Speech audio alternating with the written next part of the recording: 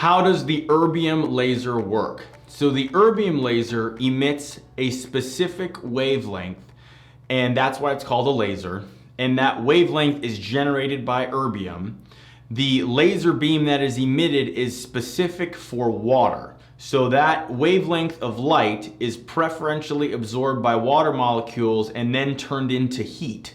And once it's turned into heat, it creates a controlled burn in your skin. And that's why the erbium laser is an ablative laser.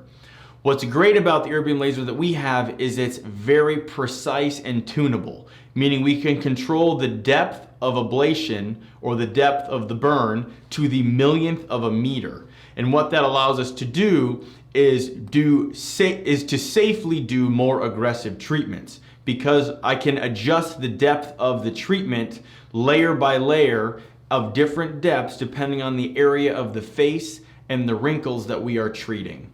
So that is why I prefer to use the tunable erbium laser compared to anything else for treating static wrinkles anywhere on the body. For example, if you use a chemical peel, the problem with the chemical peel is the depth is uncontrolled, meaning you don't exactly know when that chemical peel is going to stop creating a chemical burn. It is not well controlled. The erbium laser that we have, which is tunable, is very controlled. Like I said, I can control it to the millionth of a meter, and I can vaporize layer by layer by layer, watching the skin as I do it to achieve the desired effect in all the different areas of your face.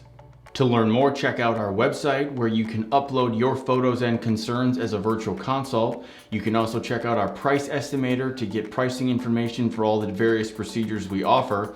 And finally, if you'd like to have your questions answered on a future podcast or Q&A video session like this, please leave a message on our SpeakPipe. You can go to our blog page and our SpeakPipe is located there. Thanks for listening.